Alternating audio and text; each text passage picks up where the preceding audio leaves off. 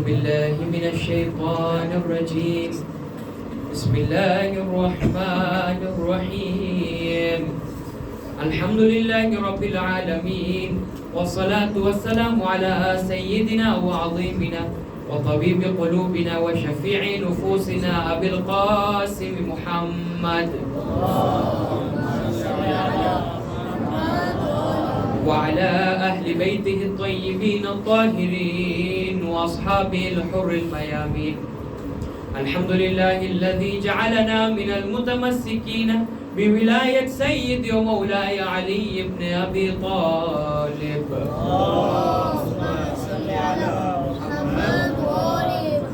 الحمد لله الذي هدانا لهذا وما كنا لنهتدي لولا أن هدانا الله. أما بعد، يقول الله في كتابه الكريم والفرقان الحميد وقوله الحق. بسم الله الرحمن الرحيم. لقد جاءكم رسول من أنفسكم عزيز عليه ما عنتم حريص عليكم بالمؤمنين رؤوف رحيم. صدق الله العلي العظيم. صلوات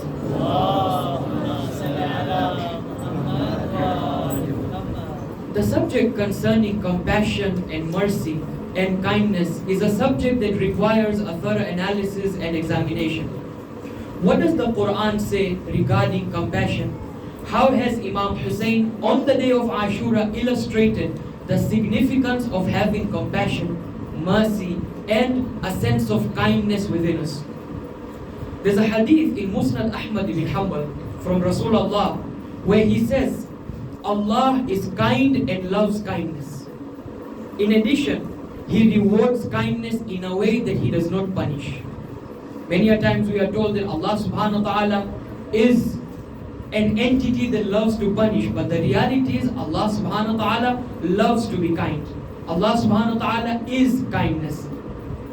If you open the Qur'an in Surah Tawbah, chapter number 9, verse number 128, Allah subhanahu wa ta'ala says, لَقَدْ جَاءَكُمْ رَسُولٌ مِّنْ أَنفُسِكُمْ عَزِيزٌ عَلَيْهِ مَا عَنِتُّمْ حَرِيصٌ عَلَيْكُمْ بِالْمُؤْمِنِينَ رَءُوفٌ رَحِيمٌ.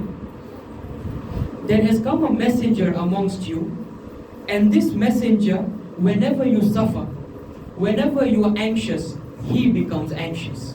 He becomes concerned for you.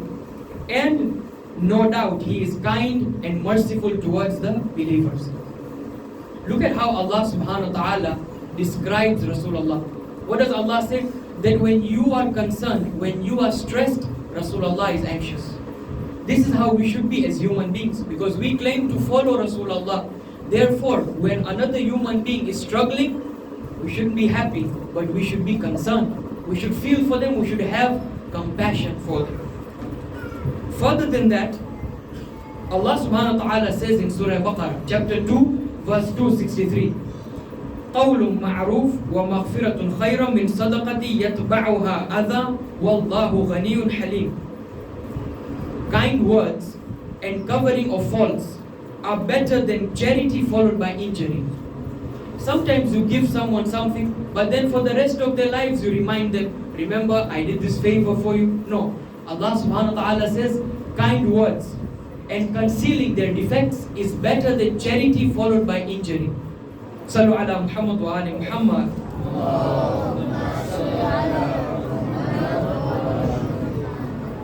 Now there's an interesting riwayah from the life of Imam al-Sadiq in the book Al-Kafi. Al-Kafi of Sheikh Kulaini records this interesting incident.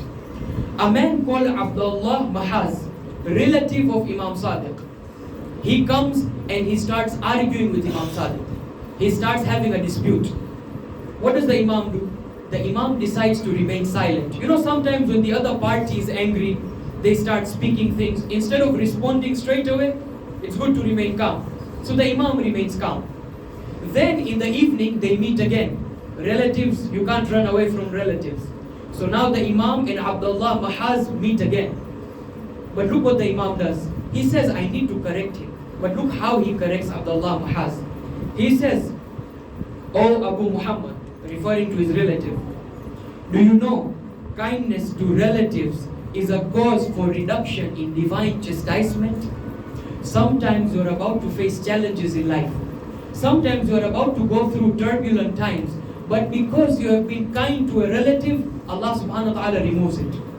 In this world and the hereafter. And then Imam Sadiq says, you always say things that are not accepted by us. Why don't you follow the Qur'an? Surah Al-Ra'd, chapter number 13, verse 21. Imam Sadiq quotes this verse. وَالَّذِينَ يَصِلُونَ مَا أَمَرَ اللَّهُ بِهِ أَن يُوصَلَ وَيَخْشَوْنَ رَبَّهُمْ وَيَخَافُونَ سُوءَ الْحِسَابِ. Those who join together that which Allah has ordained. Allah has told you, be kind to your relatives and you establish ties with them. This is what Allah wants, and this is what the Ahl al-Bayt want. Compassion and mercy towards our relatives, friends, and the society around us. Sallu ala Muhammad wa ali Muhammad. Now we have, mashallah, all you brothers here. The salawat wasn't as good, so sallu ala Muhammad wa ali Muhammad.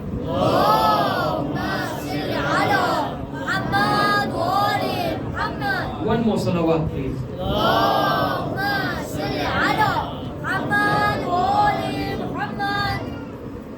Do you want to see compassion? Karbala. Nafasul Mahmoom, authored by Sheikh Abbas Qumi, provides an extensive analysis on Ashura. What happened before, what happened after, even the revolt of Mukhtar al-Thaqaf.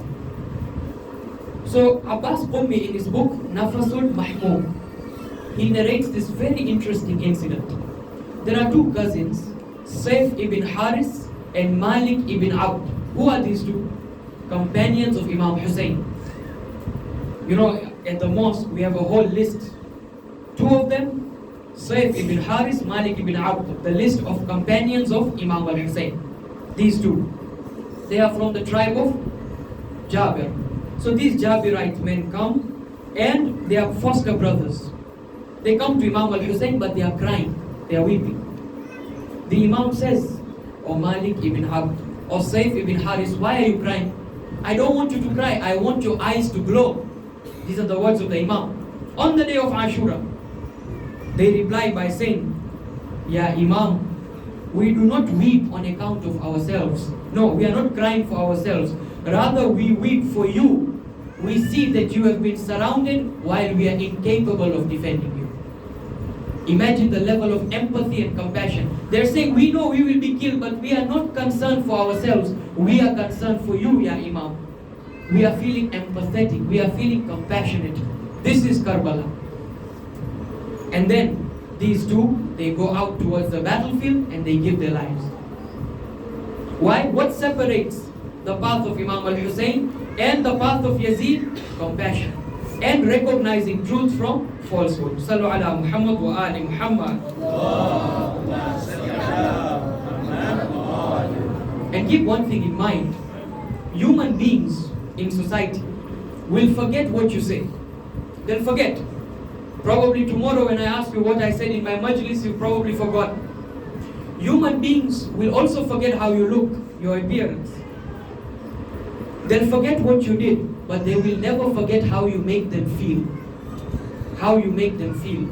Whether you are good or bad, positive or negative, they will remember. When they see you, they say, this man treated me very well. This lady gave me a lot of respect. And this is very important to remember with regard to human beings. And on the night of Ashura, Imam al-Hussain, this is recorded in the Maqtal al-Hussain by Abi Makhnaf. Imam Hussain says, I know of no companions more loyal and more compassionate than my companions, than my household. This is what Imam al-Hussain says. There's a narration from the life of Imam Hassan al-Mujtaba salawatullahi wa salamuhu alayhi. Allahumma salli ala Muhammad.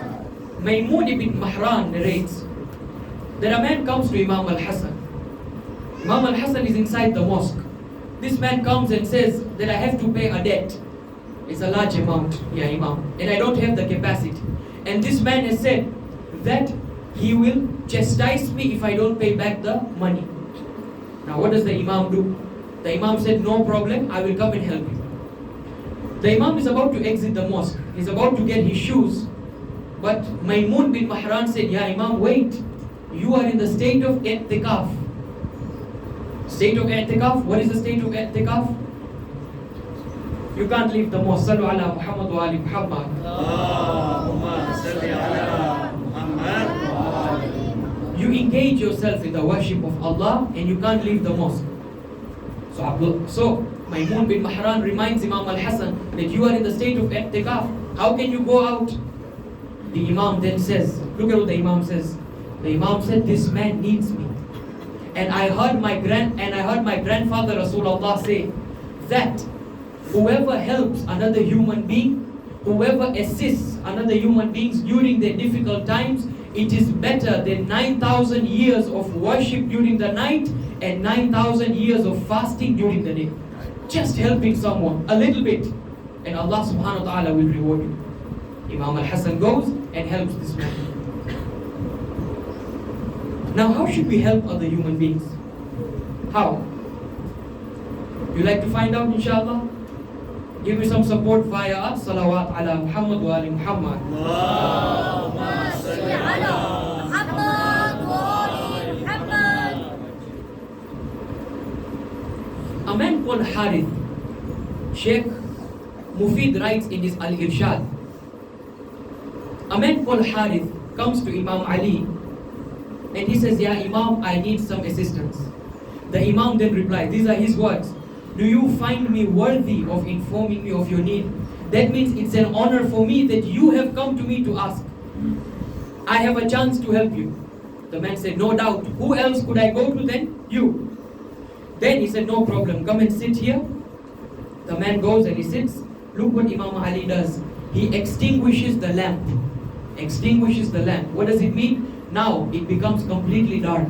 The Imam can't see Harith and Harith can't see the Imam. So Harith is a bit astounded. Why did you turn off the lamp? Why did you extinguish the lamp? The Imam said, because anytime people ask for help, they are embarrassed. And I do not want you to feel embarrassed. I do not want to see the embarrassment on your face. I want you to be extremely informal with me. Without any formality, present your need. This is what the Imam says. And then he presents his need, and Imam Ali ibn Abi Talib said, no doubt I will fulfill your need, for Allah subhanahu wa ta'ala has commanded me to be a hujjah upon you. Sallu ala Muhammad wa ali Muhammad. Allahumma salli ala Muhammad wa ali Muhammad. And Imam also says, Imam Ali says, that what you have brought in front of me, I will not inform others. I will not tell others about it. I will conceal your secret. Yes, you need help, I will help you, that's it. I don't have to go around telling others what I have done for you. This is what the Imam highlights. And Abdullah, the son of Amir al-Mu'mineen and al-Banin, Hazrat Abbas had three brothers. Abdullah, Uthman and Ja'far. One of his brothers, Abdullah, ibn Amir al-Mu'mineen. On the day of Ashura, he says, Abdullah ibn Amir al-Mu'mineen, whilst he's entering the battle, he delivers a monumental sermon. And Abdullah said, I am the son of Ali, honor of great honor, from Bani Hashim, having great value and generosity. You human beings will never forget my father, because he was a generous human being. He would always give back to the society. He would always look to make a difference. On the day of Ashura, Imam Ali's generosity is being cited. Compassion isn't only giving money, it is also about how you talk with others. If you open the Qur'an in Surah Taha, chapter 20, verse number 43, it says, اذهبا إلى فرعون إنه طغى. Prophet Musa is told, go towards Fir'aun and preach. But how? Go and fight? Go and argue? No. فَقُولَ لَهُ قَوْلًا لَيِّنًا. Speak to him gently. But Ya Allah, this is Fir'aun. He says, أَنَا رَبُّكُمُ الْأَعْلَى. I am the Lord, the Most High. Yet Allah subhanahu wa ta'ala said, no. When you go to Fir'aun, talk to Fir'aun in a polite and amicable manner. How will you bring him towards the path of God if you are rude? Go and speak to him in a way that is compassionate and merciful. Sallu ala Muhammad wa ali Muhammad. Allahumma salli ala Muhammad wa ali Muhammad. With regard to our final riwayah from today, this is in Muntaha al-A'mal, volume 1, page 208, from Imam al-Hussain. There was a man in Medina. He was indebted, financial problems, mental constraints, stressed. So he started asking different people, whom should I go to? They all tell him, why don't you go to Imam al-Hussain? This man said, I never really had a good relationship with Imam al-Hussain. I was never really for him and his family. They said, don't worry, his doors are open for everyone. So he's told that Imam Hussain is in the mosque. Imam Hussain was engaged in worship, and this man enters the mosque. He waits for a while and he starts reciting lines of poetry. He says, whoever knocks on your door will not return disappointed, because you are generous and forgiveness is proud of you. What happens straight away, without even showing him his face, the Imam takes money and gives it to him. You know how much he gives him? Enough that he doesn't need to beg for the rest of his life. Then the man said, Ya Imam, you're so generous. The Imam then replies by saying that if we were given political positions, if we were given the rule of the government, there wouldn't have been a single person in poverty. We would have poured our generosity over you. And we see generosity in Sham as well. When Bibi Sakina was given water, Sheikh Abbas Qumi writes in Nafasul Mahmoud, whenever Bibi Sakina would be given water, she would first take the water and give it to the other children. She would say, because in our family, we give others first before ourselves. Azadaro, Janabe Sakina ne kaha, Baba, mujhe aakhri martaba सीने पे सुलाओ. जनाबे सैयद शुहदा खाके Karbala पर late गए और लेटने के बाद अपनी बेटी को गोद में लिया, बहुत जोर से सीने से लगाया, बहुत ज्यादा प्यार किया. एक जुमला कहा, बीबी बीबी मुझे सबसे ज्यादा रोने का हक आपको है, क्योंकि मेरे बाद सबसे ज्यादा जुल्म आप पे किया जाएगा, लेकिन बीबी आप उन सारे मसाइब में सब्र कीजिएगा. जब शामे गरीबा आई ना, तो जनाबे सकीना को एक मंजर याद आई. जब जनाबे मुस्लिम इब्न अकील की शहादत हुई, तो इमाम हुसैन ने जनाबे मुस्लिम की बेटी हमीदा की कानों में खुद अपने हाथों से अपनी भांजी की कानों में नई बालियां पहनाई थी, सर पे शफकत का हाथ रखा था. जनाबे सकीना समझी कि अगर कोई यतीम हो जाए तो उसके सर पे शफकत का हाथ रखा जाता है. इतने में शामे गरीबा में शिम्र आया, उसने कानों से बालियां नोची. सकीना ने तड़प के कहा, चचा अब्बास जरा आके देखो तो सही, मेरे कानों से कैसे बालियां छीनी गई. रिवायत में मनकूल है कि शामे गरीबा में थोड़ा सा पानी मयस्सर हुआ. बीबी ज़ैनब ने पानी का कूज़ा लिया और सकीना को दिया. सकीना ने सवाल किया कि सबसे पहले मुझे पानी का कूज़ा क्यों दिया. बीबी ज़ैनब ने कहा, क्योंकि सकीना सबसे छोटी है आप, इसीलिए आपको पहले पानी दिया. जनाबे सकीना ने हाथ में कूज़ा लिया. एक मर्तबा मक्तल में उतरी. बीबी ज़ैनब ने पूछा, बेटी कहाँ जा रही हो. कहा, फूफी अम्मा मुझसे छोटा मेरा भैया अली असगर है, और पहले अली असगर को पानी पिलाऊंगी, मैं पानी नहीं पीऊंगी. बस आज़ादारो, 11 मुहर्रम का काफिला चला, सवारियां है मगर महमिल नहीं है, अमारी नहीं है. हर बीबी के साथ उसकी गोद में बच्चा है, सिर्फ सकीना है. शिम्र ने कहा, सकीना किसी की गोद में नहीं बैठेगी, ना अपनी माँ रबाब के पास बैठेगी, ना अपने फूफी के पास बैठेगी. अकेली सकीना जिंदगी में कभी महमिलो अमारी के बगैर किसी बीबी का सहारा लिए ऊंट पर बैठी नहीं है. ज़ैनब ने कहा, शिम्र सकीना बहुत छोटी है, रास्ते में कहीं गिर जाएगी. शिम्र ने कहा, नहीं गिरेगी. लेकिन सकीना रास्ते में गिर गई. ज़ैनब ढूंढ के ले आई, कहा कि शिम्र अब तूने खुद देख लिया, अकेली ये बच्ची बैठ नहीं सकती, अब तो किसी की गोद में बिठा दे. ظالم نے ایک عجیب جملہ کہا. شمر نے کہا ہم نے ایک اور انتظام کر لیا. کیا انتظام کیا ہے؟ کوئی مہمی لے کے آ گیا اور کوئی اماری لے کے آ گیا, ایک رسی لے کے آیا. ننھی سکینہ کو اونٹ کی پیٹھ میں الٹا لٹا دیا. رسی کے ذریعے سے سکینہ کا سارا جسم کو باندھا. جسم اونٹ سے باندھا, اور اب جو یہ اونٹ چلا ہے تو سکینہ کا نرم جسم, اونٹ کی سخت خال, باپ کے نرم سینے پہ سونے والی سکینہ سارے راستے رسی سے بندھی شام تک پہنچی. جب شام میں رسی کھولی گئی, سکینہ کا سارا جسم زخمی ہے, سارا گردہ زخمی ہے, سکینہ کا خون اونٹ کی پیٹھ پہ لگا ہے. زینب نے عباس کے کٹے ہوئے سر کو دیکھا. عباس ذرا آگے دیکھو تیری سکینہ پہ کیا گزر رہی ہے. ماتم حسین.